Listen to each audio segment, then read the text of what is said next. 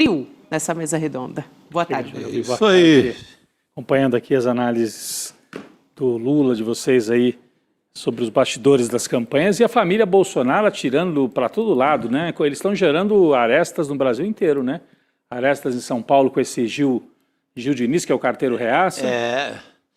Olha o apelido do cara, carteiro reaça. Gente, onde é que está esse país, né? Que vota nesses picaretas, né? Pelo amor de Deus. O que o carteiro reaça vai levar de vida real, de melhora para a mesa de brasileiro? Nada, né? Só borbulha. Então tem Santa Catarina fazendo confusão, tem em São Paulo confusão, porque a família, os irmãos querem uma coisa, o Tarcísio quer outra. No Ceará teve aquela briga da Michele com também o que queriam os filhos do Jair Bolsonaro. Então, mas naquela a Michele perdeu. Ela perdeu, mas eu estou dizendo que mostra como eles estão sem unidade em vários lugares. Né? Mas é uma briga que ela perde. O Ciro está lá, todo fagueiro. Vai ser o candidato mesmo. Candidataço, né? Tá passeando o estado inteiro com personagens que inimagináveis, né? Mas cada um escolhe seu destino político. É isso. A gente tem muito a conversar sobre isso, tem a questão do racha na extrema-direita, também o racha dentro da família Bolsonaro, Rodrigo. Mas quem está se movimentando lá no Congresso também, e aliás com algumas atitudes bem dúbias se você for ler as entrelinhas, porque tem a questão dos penduricalhos e do fim da escala 6x1. Esses dois assuntos a gente vai discutir aqui no N2, por meio do presidente da Câmara, Hugo Motta, que está defendendo o aumento salarial e a reestruturação das carreiras de servidores do Legislativo aprovados na semana passada. E a gente está falando aqui, claro, do alto escalão, a gente está falando de pessoas do alto escalão do funcionalismo, e reagiu negativamente a um possível veto do presidente Lula, que também falamos a respeito disso essa semana, decidiu que vai vetar. Ainda não temos a informação se vai vetar totalmente, parcialmente, mas não quer deixar essa situação seguir adiante, até porque é um assunto que a opinião pública está rejeitando completamente. O Motta esteve num evento aqui em São Paulo e ele deu um argumento que o presidente Lula deu um reajuste semelhante, que foi sancionado pelo presidente no ano passado para os servidores do Judiciário, que esse aumento está contemplado dentro do orçamento da Câmara dos Deputados. E aí, Rodrigo e Chico, ele disse que não houve um trem da alegria, já que o pagamento dos salários acima do teto vai ser destinado a uma quantidade limitada de servidores. Então, para ele, está tudo bem. Mas a gente sabe que é uma quantidade limitada de servidores. Sim, todo mundo já sabia. Escalão, né? É o alto escalão, né? A base do funcionalismo. Sim. O que não pode é isso, exatamente isso, Hugo Motta.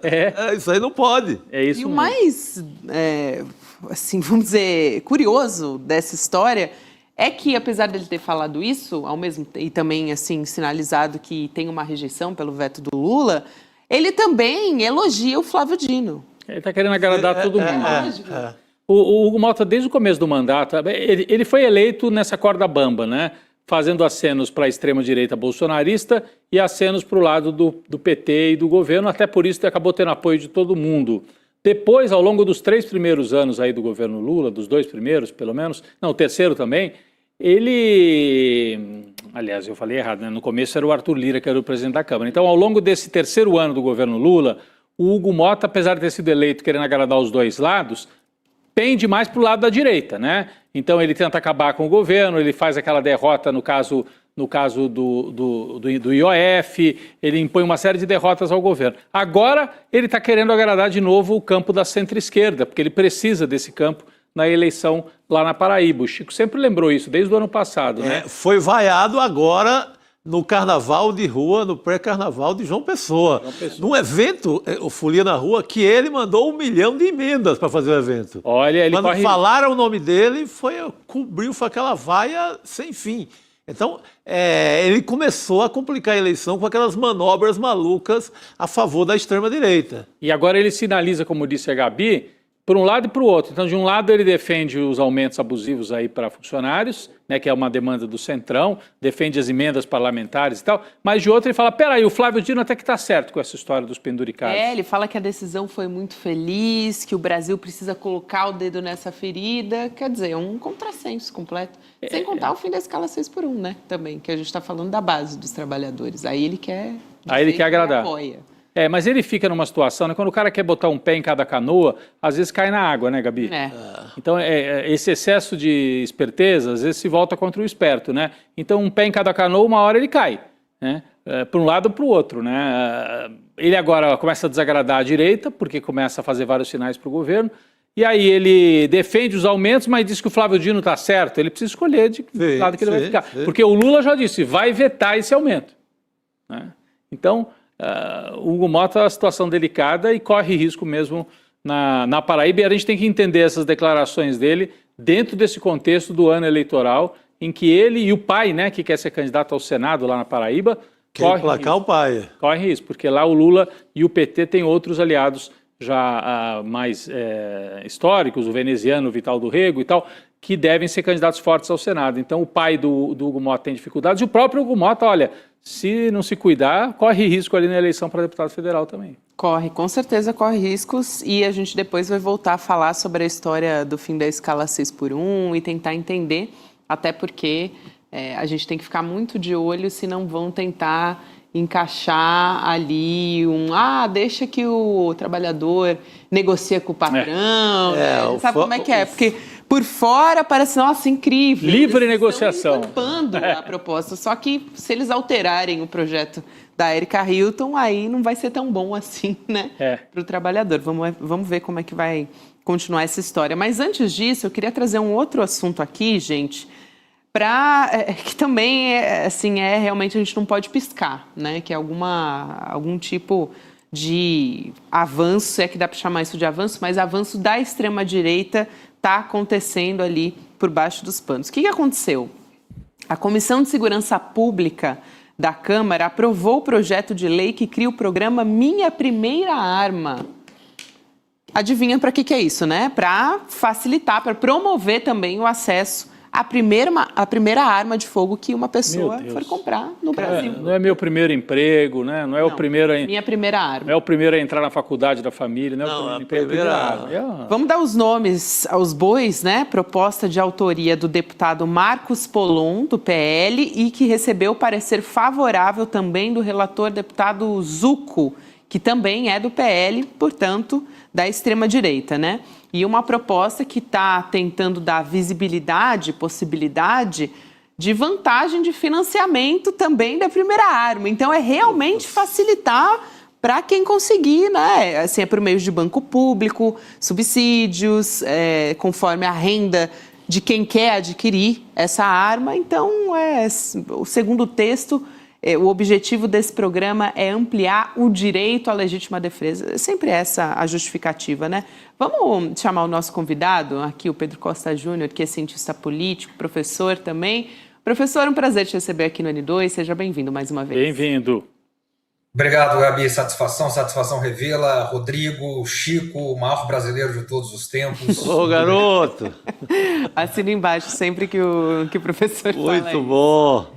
Olha, professor Pedro Costa, é realmente assim, impressionante, né? E eu acho que é claramente uma tentativa de sinalização para a população, já que a campanha eleitoral está aí batendo na porta, de que nós nos preocupamos com a segurança pública do cidadão. A gente até quer ampliar o direito à legítima defesa. É mais ou menos por aí, né? É esse discurso que está encampado, lógico, no punitivismo, em tudo isso, né? Para dizer que é em prol da segurança pública, quando a gente sabe que, na verdade, não é isso, né? Enfim, é só para trazer aqui um pouco do contexto do que a gente estava falando sobre a comissão. É um oxímoro, né, Gabi? Quer dizer, é uma contradição em termos. Você vai pregar segurança e tem um mote desse, minha primeira arma. Quer dizer, que segurança, cara pálida? Segurança para quem? Eu até sugiro para os deputados que nos assistem aí, da enfim, do PT, do PSOL, do PSB, eu sei que o ECL tem uma grande audiência aí no parlamento, que façam a campanha Meu Primeiro Livro, porque é isso que muda um país, é isso que tem a diferença, né? Tem que lançar uma campanha desse tipo, o Meu Primeiro Livro, em tempos que as pessoas não leem mais, para poderem ler. Então, isso vai em duas direções, né? Essa é a minha primeira arma. A primeira é justamente nessa, é focalizar o debate na segurança pública, trazer o debate para a segurança pública, porque, como bem disse o ministro Haddad, há uns dias atrás, no campo econômico não há discussão, não há termos de discussão. Qualquer candidato da oposição que for debater no campo econômico com o governo que aí está, com os resultados econômicos que esse governo tem, com inflação controlada, com um pleno emprego em termos keynesianos, com um relativo crescimento econômico. Agora, esse ano vai finalmente, né, vou até parafrasear o presidente do Banco Central, o Galípolo, né, graças a Deus, né, ele disse do presidente Lula, graças a Deus a taxa de juros vai começar a declinar, finalmente. Então, não há termos de comparação com relação ao campo econômico. Então, o que eles vão tentar fazer? Eles vão tentar fazer a agenda Bukele. Eles, eu digo, a extrema-direita. É concentrar todas as fichas como se a segurança nacional, a segurança pública, fosse a prioridade da agenda, fosse o primeiro termo da agenda. Viesse antes de emprego, antes de renda, antes de bem-estar, antes de saneamento básico, antes de moradia, antes de energia, de gás, de casa, moradia, casa popular, Minha Casa Minha Vida. Então, a grande preocupação é essa. O que é falacioso, embora, obviamente, isso esteja entre as principais preocupações. Mas não é a principal preocupação e há uma estratégia nesse sentido. O segundo sentido dessa estratégia, Gabi, vai no sentido da guerra cultural. A guerra cultural, porque a eleição legislativa ela é diferente da executiva. A eleição, no plano executivo, que vai pegar esses grandes temas, ela tem um apelo diferente, né? Porque ela discute renda, ela discute emprego, a própria segurança pública, mas no legislativo é o voto ideológico. O voto ideológico ele acaba prevalecendo muitas vezes. Para a extrema-direita, esse é o voto fundamental.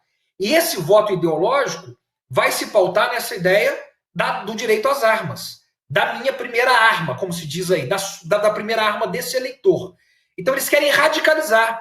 Eles querem radicalizar na eleição para o Senado, sobretudo, o grande sonho da extrema-direita é fazer a maioria no Senado para poder votar o delírio de todos eles, que é o impeachment de um dos ministros do Supremo, ou de vários ministros do Supremo. Então eles vão com a campanha forte para o Senado e vão com a campanha forte para a Câmara. E essa campanha ela vai abusar em termos de guerra cultural, em termos religiosos, ela abusa mais em termos valorativos, em termos de valores religiosos, que engloba também a questão das armas. Então ela apela muito mais para isso. Esse é um método e é uma estratégia da extrema-direita para conseguir mais número de deputados e senadores no legislativo. Acho que está muito bem desenhada a estratégia por parte do professor e está em linha com a pesquisa dessa semana, né? De ontem, se não me engano, né? Sim. Que mostra que o eleitor brasileiro coloca o Lula na frente do Flávio Bolsonaro, na proporção de 40%, o Flávio uns 30% mais ou menos. E quando se pergunta quem você acha que é melhor para gerir a economia? Lula, não tem dúvida, né? É o Lula. Quem você acha que é melhor para gerir a segurança pública? Aí o Flávio Bolsonaro fica na frente. A gente pode concordar ou não, pode achar que é um absurdo, que é só borbulha, mas é isso que está no ar por aí. No imaginário do eleitor tem... Então, quando vem um projeto desse, é para atuar num certo imaginário que já está incrustado ali na mente de muitos, não de todos, mas de muitos eleitores, na linha de... o PT sempre defendeu demais os bandidos. Então, quem sabe ser linha dura mesmo é a direita, né? Isso desde a época do malufismo aqui em São Paulo já era isso. A campanha do Maluf, do Maluf sempre foi feita assim. E você pegar no Rio de Janeiro, a direita no Rio, no Brasil inteiro. Mas isso foi acentuado com o bolsonarismo. E está muito claro. E mais ainda, talvez não sirva para ganhar a eleição presidencial, mas para eleger para o parlamento pode realmente dar certo. É por isso que eles estão fazendo, é um negócio perverso, é algo perverso que joga contra a civilização, mas eles estão jogando com isso porque estão jogando, inclusive, com pesquisa na mão. Não é delírio, É estratégia baseada no que mostram as pesquisas e isso favorece um discurso que a médio prazo é um discurso contra a civilização, contra a própria estabilidade do país, mas é o que está aí, né, Chico? Mas você vê, pega a grande obra de segurança do governo Bolsonaro, os CACs. O que deu no incentivar? E havia uma espécie de incentivo, porque você liberou geral. Sim. E formou-se assim clube de tiro no Brasil todo, virou um faroeste. A gente fala de muitos localizados em Santa Catarina, mas não é só em Santa Catarina. O Brasil inteiro foi ali, virou cenário desses clubes de tiro. O que aconteceu com essas armas liberadas? Todas acabaram com a bandidagem. Todas acabaram com a milícia ou nas mãos da bandidagem. São inúmeros os casos que você pega, tem uma chacina ou tem um tiroteio, quando se chega na arma, a arma vem, a origem é CAC. Então, essa gente também não aprontou nada, né, Pedro, de que preste na área de segurança, mas funciona, no legislativo funciona. É isso. Pedro, vou só pedir para você fechar bem rapidinho a sua resposta, por favor, que a gente tem muita coisa hoje acontecendo em Brasília que a gente quer te ouvir. Claro. Portanto, são estratégias diferentes, né? Na eleição majoritária, presidente, sobretudo presidente, governador também, vai essa questão de o que vai ser o decisivo, o que vai ser o debate que vai imperar? Segurança pública ou economia? Então, é um debate que está aberto, é um debate difícil. É ali que vai ser decidida a eleição. Esse é o fator crucial. E, ao mesmo tempo, no parlamento, o que a gente vê é a radicalização, e a radicalização que também atende interesses econômicos e lobbies. Bom, vamos pensar qual que é o lobby da indústria armamentista aqui no Brasil, dos fabricantes de armas, para poder a minha primeira arma sair, de projeto de lei para se tornar uma realidade. Então, é uma coisa muito organizada também para a bancada da bala. Exatamente.